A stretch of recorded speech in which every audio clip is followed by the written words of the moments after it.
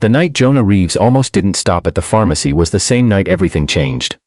For him, for a woman he'd never met, and for two little kids who had no idea their lives were about to get a little less hard.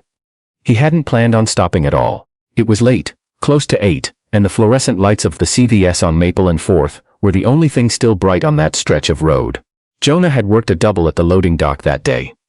14 hours of lifting and stacking and sweating through his shirt.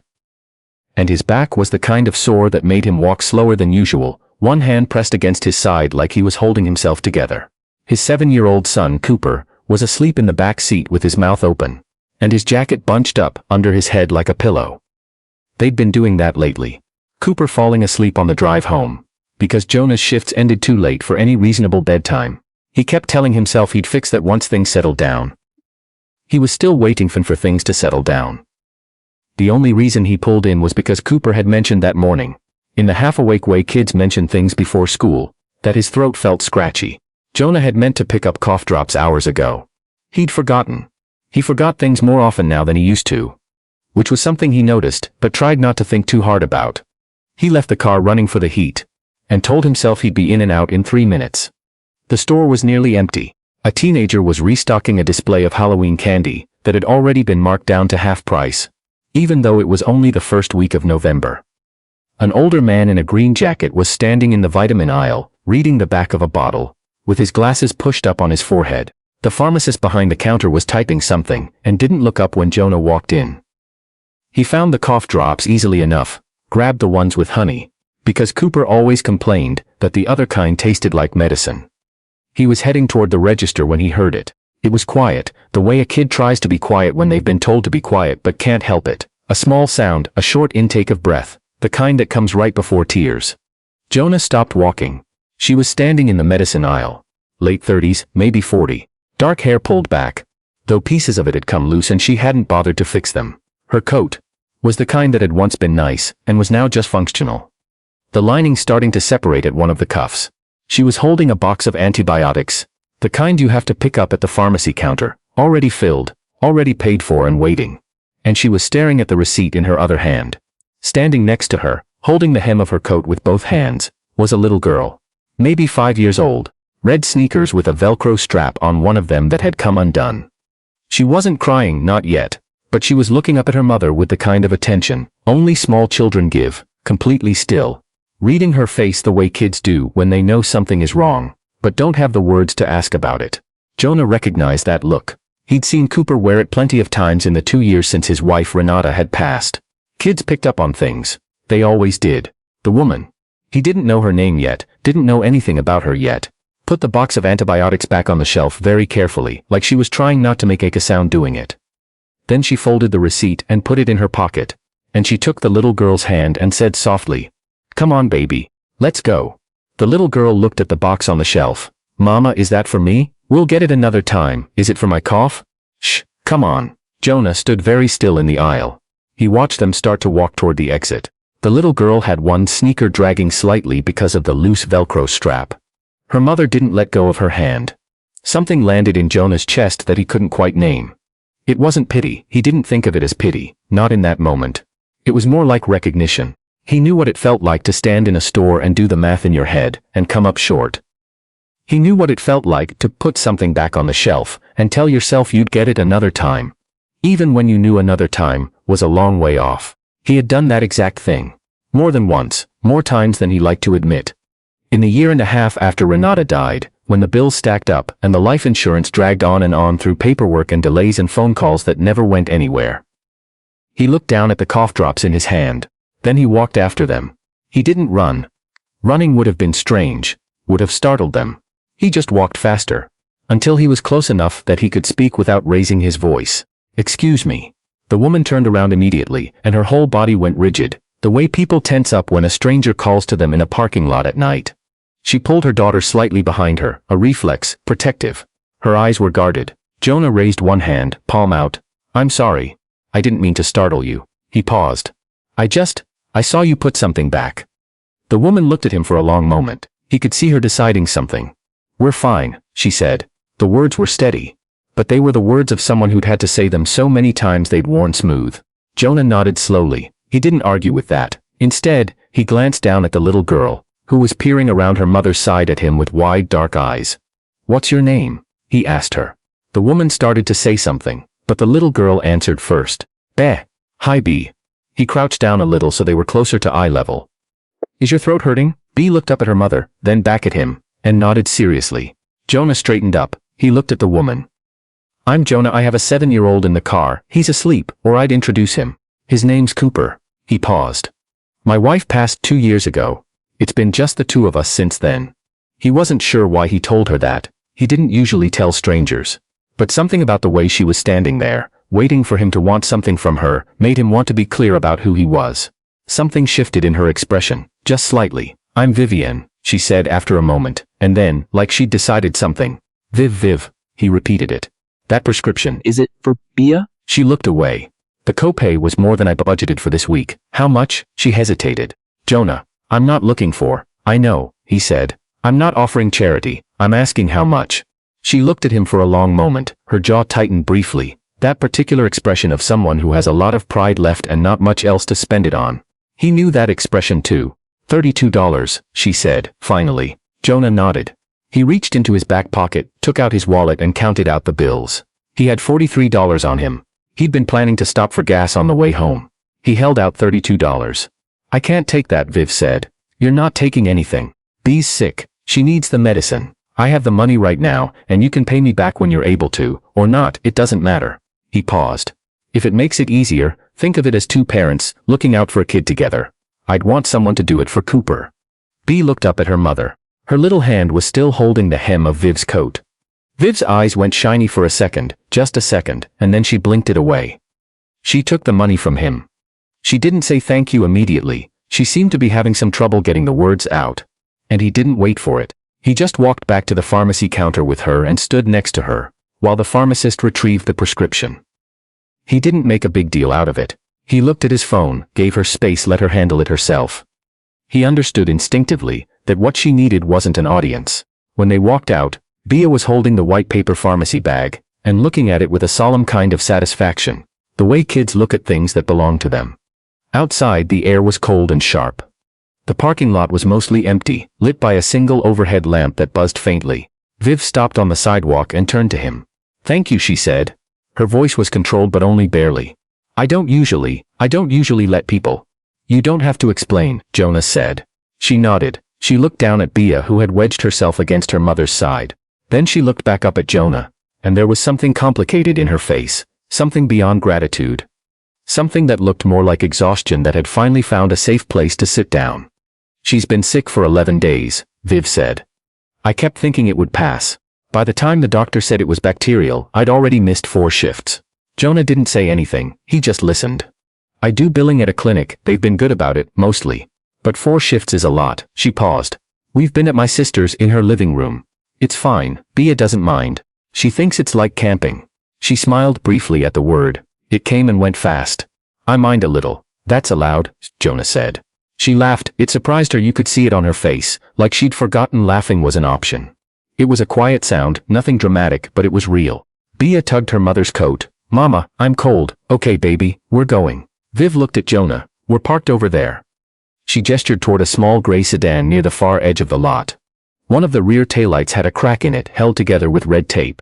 It occurred to him that she drove that car every day, that Bia rode in the back seat of that car, and that the cracked taillight was probably one of 100 small things on a list of things to fix when there was money for it. "Can I ask you something?" Jonah said. She looked at him. "Have you two eaten tonight?" The pause that followed was a different kind of answer. Bia looked up at her mother. Viv looked at the middle distance for a moment. "We were going to pick something up after this," she said. It wasn't a lie exactly, Jonah thought. It was the kind of thing you say when you haven't fully given up on a plan but you're not sure anymore if the plan is real. He looked across the street. There was a diner he used to go to sometimes back when Renata was alive. And they'd come this way after church on Sundays. He hadn't been in there in over a year. He didn't know why that felt relevant right now, but it did. "There's a place right across the street," he said. "Lucy's. I know the food's good because I used to eat there with my wife." He stopped, then continued. "I was going to get something for Cooper anyway, since I woke him up dragging him in here." He gestured at the CVS. "He'll want food when he's fully awake. Would you let me buy you two dinner?" You don't have to call it anything, it's just food. It's just a meal. Viv looked at him for a long moment. You don't know us, she said. That's true, he agreed. You don't know me either. I'm a dock worker who's tired and misses his wife and doesn't like the idea of a kid going to sleep hungry. He shrugged. But if it doesn't feel right, you should absolutely go. I mean that. Bea had been quiet during this, but now she tilted her head up at her mother and said, in a completely matter-of-fact way, Mama, my tummy is growling. Viv closed her eyes for just a moment. She opened them. Okay, she said quietly. They crossed the street together, a strange little group. Jonah carrying his bag of cough drops, Viv holding Bea's hand, Bea holding the pharmacy bag with both hands like it was something important. Which it was. Jonah reached the car and tapped on the window. Cooper startled awake, looked around blinking, saw his father's face and immediately asked, Are we home? No, bud, we're getting dinner. Come on.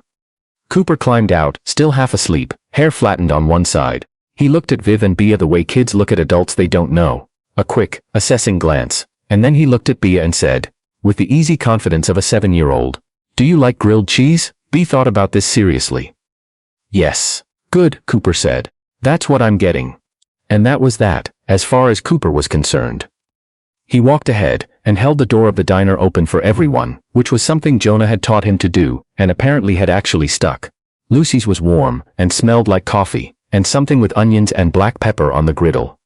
It wasn't fancy, the kind of place with laminated menus and booths that had been there so long the vinyl had cracked. And been repaired, and cracked again. A woman behind the counter, mid-50s, gray hair and a braid, looked up when they came in. Sit anywhere you like, Han. They took a booth near the window. Cooper slid in next to Jonah. Bea climbed up across from him and sat straight-backed with the serious air of a child who had been told many times to be good in restaurants. Viv sat beside her and helped her out of her coat. Underneath the coat, Bea was wearing a purple sweatshirt that was a size too big and had a small iron-on patch near the collar in the shape of a star. Her nose was still a little red from being sick. She looked at the laminated menu with tremendous concentration. I like the picture of the pancakes, she said. Those are good, Cooper said, as though he ate here every week. But the grilled cheese is better. Coops, you've never eaten here, Jonah said. I can tell, Cooper said with perfect confidence. Jonah looked across at Viv, who was watching their kids with an expression he recognized. The particular kind of tired happy that parents wear when their children are being unexpectedly okay, in a difficult situation. He'd worn that look himself probably, he wore it a lot. Order whatever you want, he said. Both of you, Bea. You too. Bea looked at her mother. Viv gave a small nod. Bea turned back to the menu with renewed purpose. The food when it came was exactly what it should have been. Hot and real and uncomplicated. Grilled cheese and tomato soup for Cooper, who ate with the single-minded focus of someone fueling up. Pancakes with butter and maple syrup for Bea, who ate carefully at first, and then, as if she'd given herself permission, with unmistakable happiness. Jonah got the pot roast he'd been thinking about since he sat down. And Viv got a bowl of chili and a biscuit, and she ate like someone who had been pretending not to be hungry for a while. For a few minutes, nobody talked much, and that was fine. Cooper finished half his grilled cheese, then looked across at Bea. How come you have a patch on your shirt, Cooper? Jonah said. It's a star, Bea said, not offended. She touched the patch. My grandma put it on. She says it means I'm brave. Cooper considered this. Are you brave? Bea nodded seriously. I had to get a shot last week. That's pretty brave, Cooper allowed. Jonah looked down at his plate. He wasn't sure what he was feeling exactly. Something had loosened somewhere in his chest that had been tight for a while. He thought about the last time he'd been in a place like this, with another adult, someone to sit across from. Someone whose presence made the meal feel like something more than just eating because you had to. He hadn't realized how much he'd missed that until right now, in a diner on a Tuesday night with two kids talking about stars and bravery. Viv caught his eye and seemed to read something there, because she looked away first, out the window at the street, and there was something careful in her expression. Like she was protecting something. He understood that too. After the food, after the plates were cleared and Cooper was working on a hot chocolate he'd talked Jonah into ordering, Viv put her hands flat on the table and looked at them. Can I tell you something? She said. Sure. I haven't talked to a lot of people lately about any of this. She paused. My sister is wonderful, she really is. But she worries so much. Every time I try to talk to her about how things are, she starts problem solving immediately, and then I end up managing her feelings about my situation instead of. She stopped. Sorry, that was too much. It wasn't, Jonah said. She looked at him. I know what you mean, he said. After Renata died, my brother called me every day for 2 months. I know he meant well. But every call felt like I had to reassure him that I was okay, and I wasn't okay, so by the end of every call I was more tired than before. He paused. Sometimes people who love you are the hardest to be honest with. Viv was quiet for a moment. Yes, she said finally. That's exactly it. They sat with that for a second. How long ago did she pass? Viv asked. 2 years in January. Jonah turned his coffee cup in his hands. Pancreatic cancer. She was 39. Viv made a sound that wasn't quite a word, something involuntary. I'm so sorry, thank you. He'd learned to accept that gracefully. In the beginning he'd always said you don't have to say that. Or it's okay, as if he needed to make the other person more comfortable. He'd stopped doing that. It was fast. 8 weeks from diagnosis, which is I don't know. In some ways it felt like mercy. In other ways it felt like I didn't have time to get ready. You can't get ready for that, Viv said quietly. No, he agreed. You can't. Cooper had moved closer to B's side of the booth. Jonah wasn't sure exactly when that had happened. And they were both leaning over the paper placemat, which had a maze printed on it. Cooper was guiding B's crayon through the maze with the slightly superior patience of an older kid. You go this way, Cooper said. See, then you don't get stuck. I like going that way though, Bea said, pointing at a dead end with her crayon. That's a wall, Cooper said. I know, Bea said untroubled. Jonah watched them. How old is she? He asked. 5 in December. Viv smiled. She'll be very serious about turning 5. She's been planning it since she turned 4. Cooper talked about turning 7 for about 4 months straight, Jonah said. Then it arrived and he said it felt exactly the same as being 6. Viv laughed again, the same way she had in the parking lot. Like it came out before she could think about it. That's so true. The anticipation is the whole thing. The diner had gotten quieter around them. The woman with the braid had dimmed the overhead lights slightly and turned on the smaller lamps on the counter. Outside, a few cars went by, their headlights sweeping through the window. Viv, Jonah said, can I ask you something else? She looked at him. The clinic, they've been holding your position? Yes. My supervisor has been good about it, Candace. She said the name with genuine warmth. She told me to come back when B's well and not to worry about it. She paused. I am worrying about it, but she said not to. What about the copay situation? Is this week an outlier? Or Viv looked at the table for a moment. It's been a rough patch. B's been sick, I missed shifts, and I had to pay back my sister a little for some things from last month. She shrugged, that particular shrug that means the opposite of casual. It'll even out. Jonah nodded. He turned his coffee cup again. He was thinking about something, working through it. I'm not going to presume anything, he said slowly. So tell me to stop if this is overstepping. He paused. The doc company I work for. We process medical supply distribution, which means we have relationships with a lot of clinics and billing departments in the area. I don't know if that means anything for your specific situation, but I know the operations manager, a woman named Dolores, and she's connected to a lot of people. If you ever wanted to look at other opportunities, or if there was something she might know about, I could make an introduction. No pressure.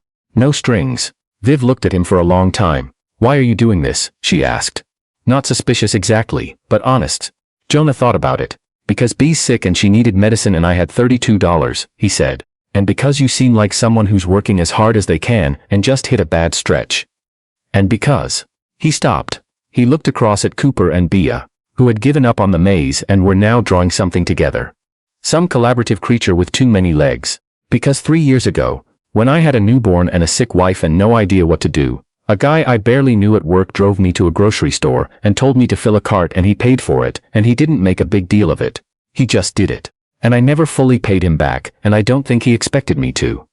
He looked back at Viv. I've been waiting to pass it along. Viv's eyes were bright. She pressed her lips together for a second, then nodded.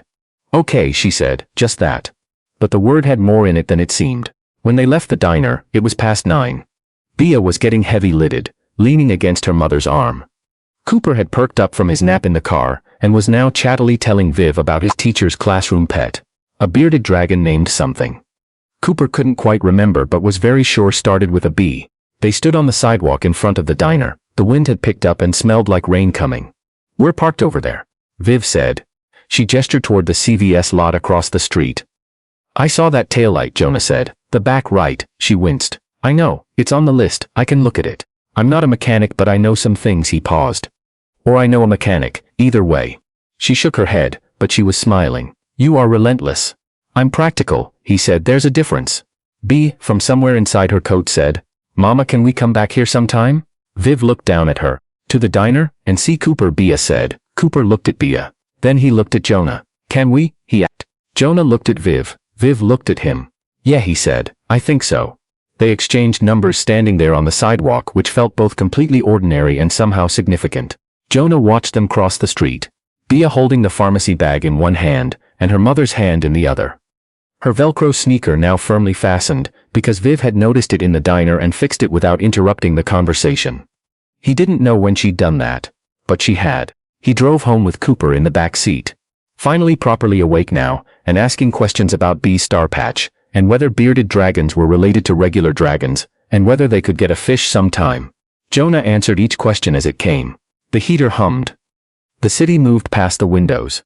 He thought about a woman alone in a pharmacy aisle reading a receipt. He thought about the way she'd folded it and put it in her pocket.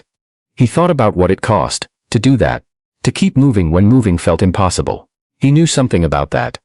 3 weeks later, Viv went back to work. Candace, her supervisor, had held the position as promised. She called Jonah to tell him on her lunch break. The parking lot outside the clinic. And he could hear from the way her voice sounded that she'd been carrying the uncertainty of it for a long time. And that putting it down felt like something. A month after that, she took Jonah up on the introduction to Dolores, who turned out to know someone in HR at a larger practice across town that had been looking to expand its billing team. That conversation turned into a phone call. The phone call turned into an interview. Viv didn't take the job right away. She wanted to think about it, weighed the commute, worried about disrupting Bea's routine. But she took it eventually, and the pay was enough that she could start looking for her own place again. Bea recovered fully within a week of starting the antibiotics. She made a card for Jonah. A yellow piece of construction paper with a drawing that was either a person or a large sun. It was hard to say, and made her mother bring it to dinner. The next time they all ate together at Lucy's, which became a thing they did on Thursday evenings, somewhat without planning it, just because they'd done it once and then again, and then it became the kind of thing they expected. Cooper taught Bea how to do the maze on the placemat. She didn't always want to do it the right way. He was learning to live with that. Jonah still thought about Renata. He thought about her often, some days more than others, and he didn't think that would change, nor did he want it to. But something was different now from how it had been 3 months ago, before a late Tuesday night and a pharmacy on Maple and 4th. He was less turned inward. He noticed things more. He held doors. He hadn't planned on stopping that night. But then, the things that matter most usually happen that way. Not because you planned for them, but because you were paying attention at the right moment. And you didn't look away.